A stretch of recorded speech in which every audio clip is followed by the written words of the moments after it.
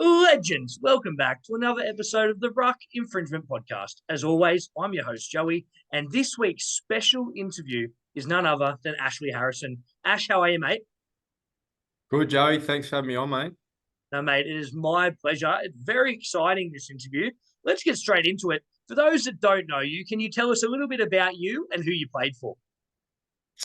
Yeah, so Brisbane boy, grew up in Brisbane, went to Wavell State High School.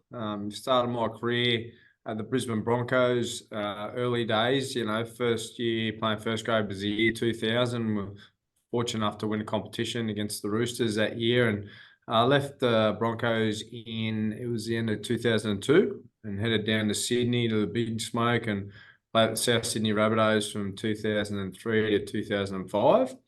And then moved across town, I suppose you could call it, to the Sydney Roosters, and played 2 years there before returning home to the Gold Coast, and knocking out another 7 or so years at the Gold Coast Titans. So sort of moved around a little bit, but got great experiences at all of those clubs. Yeah, absolutely. Now, the next question I've got, it's always a bit lighthearted and a bit of fun. Now, who was the funniest teammate that you played alongside? Oh, there's a few. There's a fair few, but I suppose early days there's a guy at the Brisbane Broncos, Sean Berry, and he'd have to Oh, yeah. take the cake there. I think Barrow. He was always great to be around, and always definitely had the boys smiling and laughing at most times.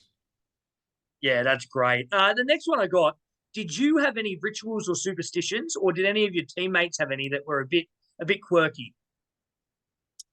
Not too sure about teammates, but I suppose only superstition I really had, and it wasn't really a superstition. It was just a meal that I used to have Yeah. I suppose every pre-game sort of night was spaghetti bolognese, and I just thought, well, did that for when I was a kid and sort of carried that all the way through. Used to give me plenty of carbs to knock out plenty of work during the game. Did it make you win? Sometimes. Oh, that's great. Now, you played for four NRL clubs, as you said before. Was there a favourite? Did one club stick out above the rest? I I suppose they all had their advantages. I mean, the Broncos was always a club that I wanted to play for as a kid, and to Yeah. get an opportunity there and to play with some great players that have gone on to do great things was special, and also win a comp.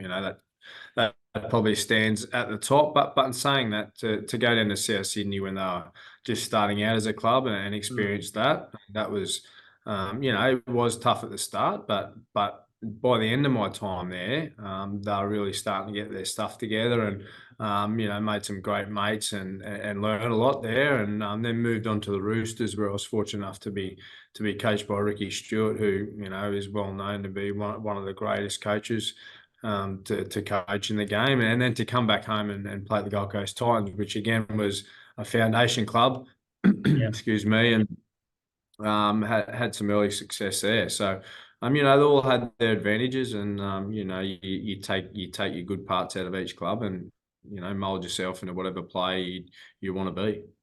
Yeah, absolutely. Now, can you tell us some stories about some great characters that you played alongside? Obviously, at South Sydney, you would have had the likes of Fletch and funny guys like that. But can you tell us some stories about some great characters that you played with? Yeah, I suppose at the start, we had some great characters at the Broncos. We had Wendell Saylor Yeah, and blokes like Gordon Tallis and that who are very, I suppose, prominent characters within the team, and continue to keep you on your toes, especially as a young kid, and then to go to the Roosters and have Fletch there. yeah, I suppose, without Fletch, I'm unsure of how we would have sort of progressed through those next 3 years. So. No, Fletch was great, and and then onto the Roosters, and you had blokes like Finchy and Minnie and those type of people within that club. So, the good thing about moving around to different clubs, we got to experience different characters. yeah. You look back now when you're retired, and it's definitely things that you reflect on, and it was just all a really good experience. Yeah, awesome. Next one, mate. Favorite finals memory? Yeah.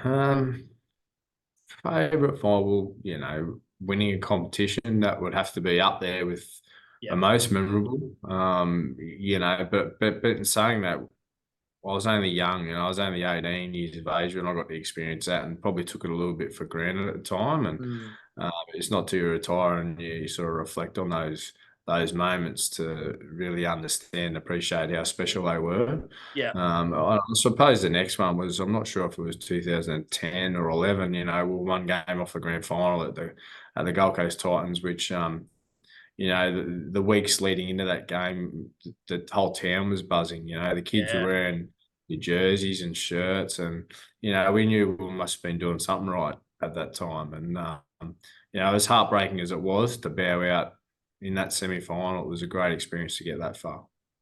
Yeah, definitely. Now, next one I got is, mate, what was your favourite representative memory? Yeah, there's many. Any time you got a chance to pull on the maroon jersey, it was Yeah. special. Yeah. I was just lucky enough to come through at a time when we had a pretty fair footy side. But one that stands out is a clean sweep again, mate. Mm, 2010 or 11, that definitely stands out for me. And we had an opportunity to do it the year before and couldn't quite pull it off. And to finally do that, very special, because we all know how hard that is to do. yeah, absolutely. As a New South Welshman, it hurt, mate. It hurt. Uh, let's move into our next one. You're part of the Gold Coast Titans originals, essentially. What was it like joining a brand new club like that at the time? Yeah, well, they were established in 2007. I actually come a year after in Yeah. 2008. But in saying that, it was, they're definitely in their formative years. Mm, And we actually trained out of an establishment at Runaway Bay at the time. Like, we didn't really have our own training facilities, but, we had a great trainer in Billy Johnson who sort of pulled us all together. And, I've got a lot to thank Billy for, actually. Um, for myself, he probably turned myself from just a grade NRL player to a mainstay Origin player. Just yeah. through his Yeah. his discipline and the groundwork that he's able to put into us in the early days. And definitely, we all benefit from that. In those formidable couple of years, that's for sure. It was pretty special too. I remember 2007, 2008 when the Titans came into the comp, and you had the likes of Scotty Prince, Luke Bailey, Matty Rogers, Preston Campbell. I mean, that in itself, like that group, that's pretty amazing. Yeah, and I think the recruiting of that first year was very well done. It was sort Mm, of it was a case of getting the best on offer yeah, at that time together to form the club, and what the Gold Coast Titans were able to do was quite outstanding, actually, yeah, in those initial years. And I think the difference between then and now is there's been kids that have watched the team evolve over the years, and they generally want to play for the Gold Coast Titans now, yeah, and that was always the goal. And I think we're going to see the fruits of that over the next few years. yeah, absolutely. Mate, did you have a footy nickname? Pretty obvious one, Harrow. Yeah, Yeah, that was nice. about it, really. It was simple as that. Yeah, beautiful. Who was your idol in rugby league? Yeah, I had a couple. I mean, when I was really young, it was Bradley Clyde. Oh yeah, When he was playing in Canberra, I think I suppose resonated with the way he played footy, and mm, molded my game on his a fair bit early on. And then I used to love watching Freddie Fittler play as well. yeah, He was up there with the guys that I admired. And then just all those Queensland players, mate. To be honest, I just remember sitting on the carpet with Dad watching the Origin games, and some games I was up fist pumping, and other games I was having a little cry, mate. So I always wanted to play Origin footy, and just so thankful I got an opportunity. yeah, absolutely, mate. I definitely understand that. I could think I cried for 12 years when Queensland dominated. Um, mate, are you a rugby league fan still? Yeah, absolutely. To be honest, I'll probably watch more rugby league now than I did when I was playing. Obviously, Yeah, when it's your job, you're living it, and I suppose your main focus is on reviewing games and then, getting ready for the next one type thing. So Yeah. preview and review is what we used to do a lot of. But yeah, no, definitely a fan of the game now. I watch a lot of NRL and, involved down in my local club, Tugan Seahawks on the Gold Coast. My two boys play down there, and Yeah, lovely. so definitely got a keen interest still in the game. That's great. And do you support a team? Not really. Yeah. I pretty much just I support the Queensland teams. Yeah, nice. And there's a few of them now. So Yeah. yeah, no, I just support the Queensland teams, and I just enjoy watching the game. Yeah, beautiful. Next one we got, mate. How was life after the game? How was retirement?